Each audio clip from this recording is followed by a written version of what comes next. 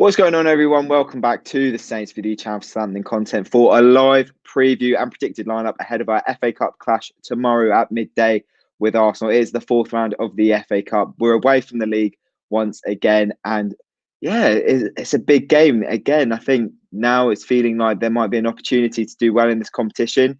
Obviously, before we get into it, do make sure you've hit that subscribe button if you haven't yet already, with your notifications turned on. Pitch Sport are kindly sponsoring this video once again, so if you haven't downloaded that app, make sure you do so. The link is in the description. And yeah, without further ado, I'm going to introduce my Arsenal guest for now, Dan. Let's introduce him. Yeah, how are you doing, mate? I'm very good, thank you, mate. Pleasure to be on here for the first time. I must say you've got a great first name, so that's always a good start. But our football teams differ, but I'm looking forward to chatting to you about this, mate. Yeah, well, it wasn't that long ago that Southampton were going to the Emirates, and obviously we played out a 1-1 draw in mid-December. What's kind of changed? Because you look at the form table, and Arsenal up there with one of the best teams in the Premier League right now.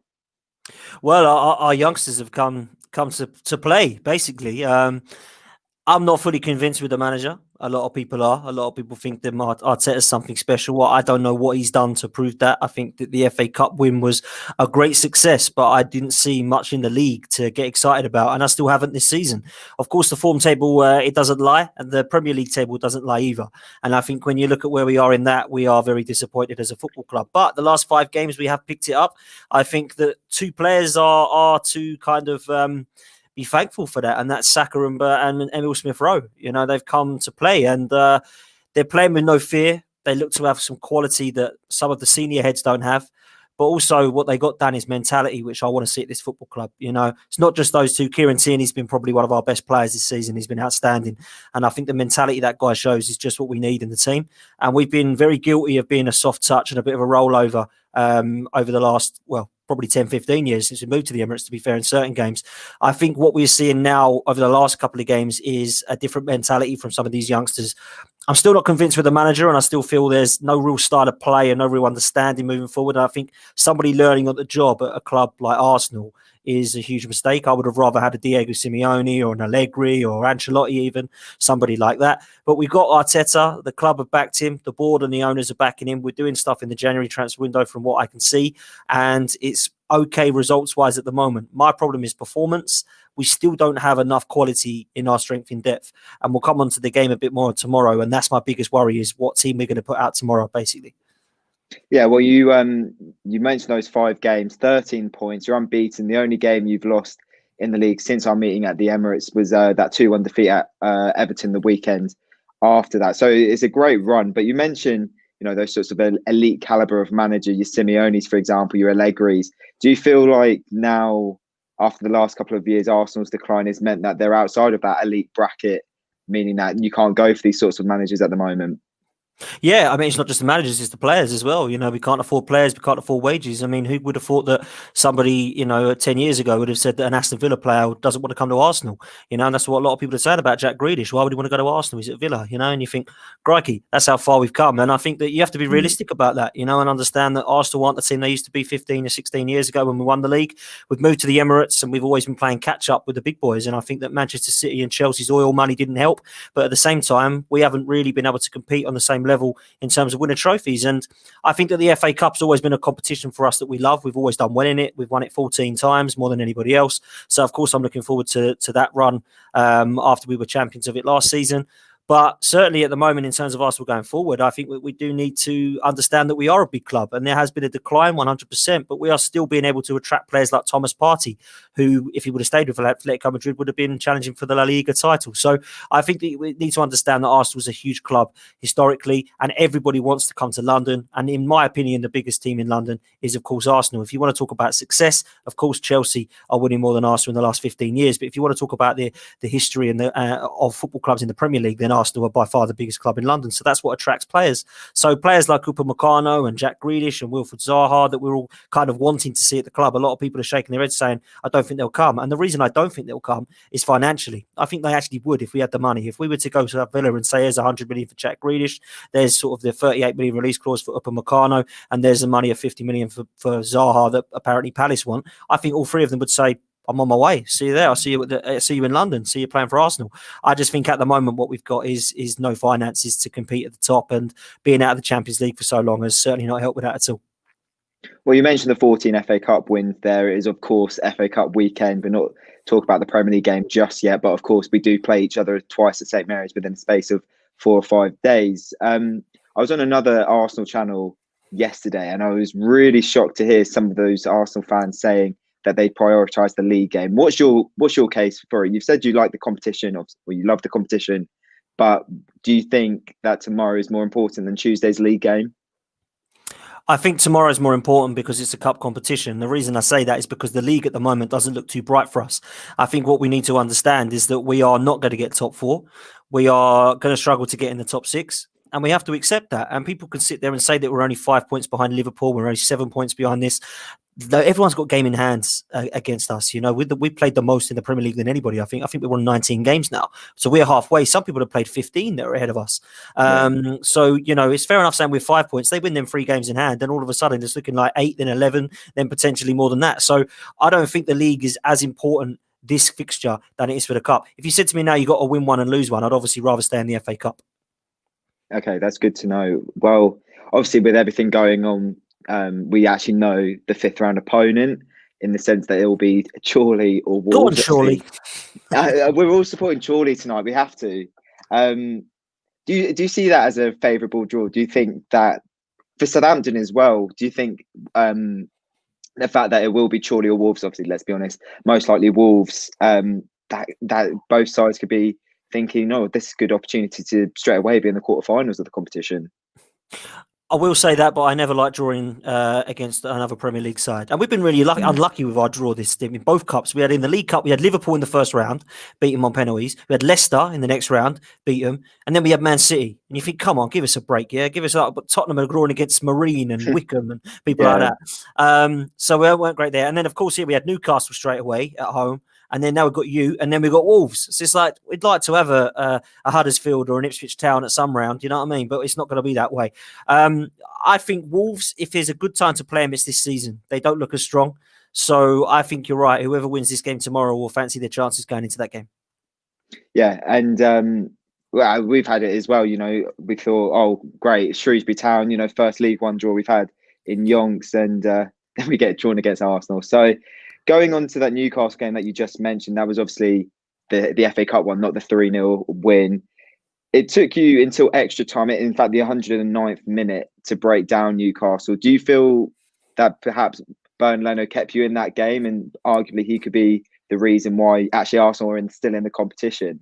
Oh, of course he is. Of course he is. You know, we have all these deluded Arsenal fans that are still crying about Emi Martinez leaving when we've got a goalkeeper there that's kept us in the FA Cup, but no one mentions that. It all goes silence when he makes pull-offs, great saves. They're quick to get on his back, Dan, when he drops the ball and say, oh, we should have kept Martinez, Leno's crap. But we have the most deluded and toxic fan base in England. And unfortunately, we have a lot of fans that like to criticise when someone does something wrong. Let's give him some respect when he does something right, shall we? Because I think he's a great goalkeeper. He's been probably one of our most consistent performers of the last couple of seasons. And when he did get injured at Brighton, nobody was like sort of saying, that's all right, we've got Martinez. Everyone was crying about it, going, oh my God, we've got to put Martinez in now. He hasn't played all season. And he was class. So I think you've got to give credit where credit's due in terms of positivity with Leno. I think he's been great, and he is the reason we're still in it. You know, if Andy Carroll would have had his shooting boots on, we'd be dumped out and you'd be playing Newcastle. So I think we've got to be realistic. And the problem with that, Dan, you know, is we are playing senior players that are not proven themselves, like Pepe, like Willian. We've got players in the team that are young and not quite ready, like Reece Nelson and Joe Willock, that I expect to see tomorrow. And that worries me. That does worry me, because we've got players that have the ability to make mistakes. David Luiz is another example of that. So I think that with those players playing, I think, you know, if I was Southampton, I'd fancy my chances going into this game. And you, obviously, on the topic of goalkeepers, you've signed Matt Ryan on loan from Brighton for the rest of the season. Any chance that he might be in the squad or even play tomorrow, do you think? I'm not sure how fit he is because obviously he's not been playing for Brighton. If he's been training at Brighton and Arteta fancies him, he may put him in, but I expect Leno to start this game. I'm really glad about that signing, by the way, because Runnison looks absolutely dreadful. Or whoever scouted him just needs to be sacked straight away. And that's not Runnison's fault. You know, he's a 25-year-old kid from Dijon. He's going to say yes to Arsenal, isn't he? Of course he is. So I don't blame the goalkeeper, but whoever scouted him, he just got battered against Man City and he's not good enough. Matt Ryan was always a good keeper for Brighton over the last few years, and he's been one of their better performers. Obviously, Sanchez has come in and taken his place. So he's a massive Arsenal fan, apparently, Matt Ryan, and he's come over on a loan signing, and potentially we'll get him at the end of the season if what I believe is true about him going on a free. So, yeah, I think it's a better backup keeper than Runnison, and he's been Premier League proven. So, yeah, I'm happy with that signing, to be fair. I completely caught me by surprise, off guard. Did me as well. Were there any links? Yeah, no one knew. Okay, interesting one. Well, I've had a look at the starting 11 that Arteta put out for Newcastle. Obviously, that's almost a couple of weeks ago now. It's weird because we've obviously played our third round game a couple of nights ago, but it's a couple of weeks ago for you guys. Obviously, you had Leno in goal, Cedric, someone we know very well. David Luiz, Pablo Mari, and Tierney, another player you said has been one of your better players. El Neni and Willock in the middle, Pepe on the right, Willian in the middle of the attacking three, and Nelson on the left with Aubameyang up front. How similar to a side do you think will start tomorrow at midday? Very, very, very similar to that. I've very, very similar. I mean, I'll be surprised if Ryan does start. I think it'll be Leno in goal. I think Cedric will continue right back. He's had his best game in an Arsenal shirt against Newcastle the other night. Absolutely fantastic. I've not been convinced by him, to be fair. I thought it was a ridiculous signing, if I'm honest with you. £5 million to you boys when he was on free in the summer. I never quite understood it, considering he was broken back or whatever he was for 6 months. So that was a really strange one. Now he's coming back into the side. I expect him to keep his place at right back. I think the two at the back will actually be David Luiz and Gabriel, because Gabriel's now come back from his COVID test and he hasn't played, so he needs a game. And I think this is the perfect opportunity for him. And what a signing he's been, by the way. Absolute monster at the back. Really good player. I think Maitland-Niles will play at left back because Kieran Tierney needs a break. He's only just come back from his thigh strain, and I think this will be the game to rest him. He seems to keep his stronger side for the league, Arteta.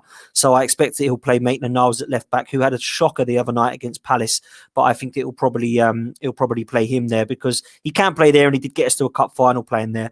In midfield, I expect it to be El Neni and Ceballos because I think Thomas Partey and Xhaka will be rested. And I think Willian will play in the number 10, which is just embarrassing to watch. He's just absolutely dreadful. Pepe on the right, I believe, will happen.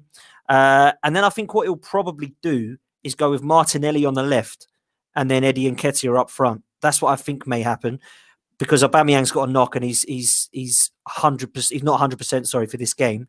The other thing that he might do is play Reece Nelson on the wing and put a Martinelli up front, but I expect he'll probably go with Eddie because he seems to be obsessed with Eddie Nketiah for whatever nonsense reason. So that's what I expect the team to be. So not too far off what the Newcastle one was, but a couple of changes.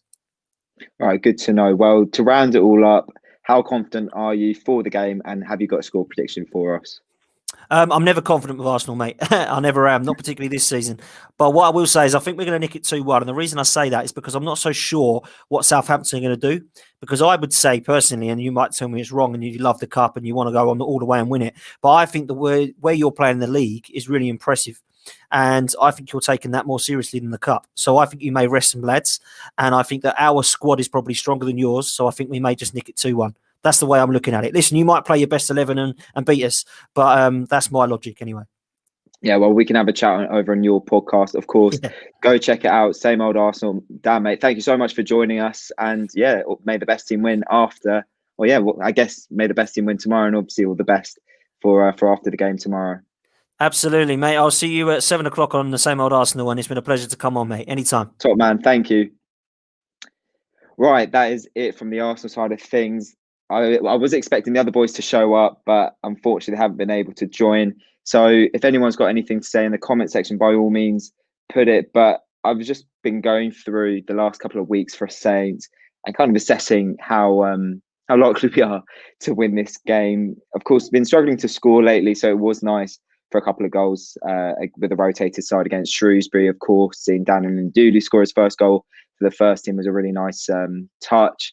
And I thought it was a good performance all in all. I said it in the review. I thought, Shrewsbury defended very well. It's a very well-organised side who are on an upturn in form in the league. But of course, still in League One and the bottom half of the League One. So I was very confident to see us still win. But I think we've got a good opportunity here. I can't help but feel that with our strongest 11, we could give this Arsenal team a really good go, especially if it's with a few rotations like Dan mentioned. I really believe that we've got a good opportunity to go on and do well in this competition, not just tomorrow. If we win tomorrow, like I said, Chorley or Wolves, let's be honest, it probably will be a trip to Wolves, sorry. And then you'd like to think that we're in the quarter final after that. And, by then it could be anyone's trophy. So we've got a few comments here. Is Ings fit? Yes, he is. I expect him to start, and we will get onto the predicted lineup in a minute. Did I read Yannick's interview with The Athletic? Yes, I've had a skim through. I haven't had a proper full-on read, but I thought it was really interesting. Thoughts on Bertrand being linked with Arsenal? That's actually a very good question, obviously, given we're playing Arsenal. I think it's a load of rubbish. I think there's a good chance that he's probably on their shortlist, but I can't see him going. I think he's going to be signing a new contract here. He's said he wants to stay, and yeah, I can't imagine that he's going to Arsenal, especially not in this window. But as I said, I think we've got a good opportunity here. Obviously, it's Arsenal's competition. They say it's Arsenal's cup in the sense that they've obviously won it the most amount of times in 14. But I just can't help but feel, even though they're the holders of the competition, when you look at how they've been playing this season, okay, they're on an upturn in form. We should be going for it. And Ralph's already said, he's going to be playing his strongest team. And I really fancy our chances. I'm going to go into the predicted lineup because I think it's an interesting one. But for me, I think it's basically we've got to use the best players we've got available, really. I think Fraser Forster will start in goal. I don't know. Obviously, let me know what you think. If you'd rather Alex McCarthy, I think if we're playing our strongest team, Ralph might opt to play McCarthy, but I don't see any reason why Forster shouldn't be playing. He played on Tuesday. He played against Liverpool, and in those 2 games, he's kept clean sheets. He's looked relatively decent. Obviously, McCarthy's our number one, but I think Forster deserves a start. We'll obviously have to see. And then I think in terms of the back four, it's going to be very similar to what we've been playing in the league. Kyle Walker-Peters and Bertrand as the fullbacks, and then Jack Stevens and Jan Bednarek in the middle of those 2. And then in the middle, I think we're going to have Diallo and JWP. I thought both of them were excellent, particularly Diallo against Shrewsbury. Armstrong on the right, Walcott on the left, Adams up front with Ings as well. Maybe an Ndulu instead of Adams. I think that could be a good shout. But basically, jesting it from Ralph's press conference, him saying he's going to play his strongest 11, you'd like to think it'd be Adams and Ings up front. A couple more questions. Hope we give Watt some game time off the bench. I think that'd be good. He played very well against Shrewsbury. I think if we were 2-0 up, then with 15 minutes ago, he could get on. Would you say Europa or Champions League is Southampton's goal this year? I don't think either of them. I think it's more of a case of taking it game by game, really. In terms of what's realistic, obviously you have to say Europa League's more realistic, but there's absolutely no reason why we can't finish in the top 4 based on how we've played with a fully fit squad. It's just a case of we've got plenty of injuries right now and we need to kind of find that upturn in form. But yeah, I would say neither of them right now. I think bare minimum top half finish. So that is it for the video. Obviously, I thought it was going to be a little bit longer, but I think we've had enough chat about Saints and Arsenal. Of course, there's a league game to come against them as well, so there will be a preview for that. But yeah, thank you everyone who's tuned in, whether you're watching it live or watching it after it's been broadcasted. In the comment section, by all means, put what you think the score is going to be and how you're feeling ahead of the game. And yeah, we'll see you soon for hopefully a match review after a win, hopefully tomorrow.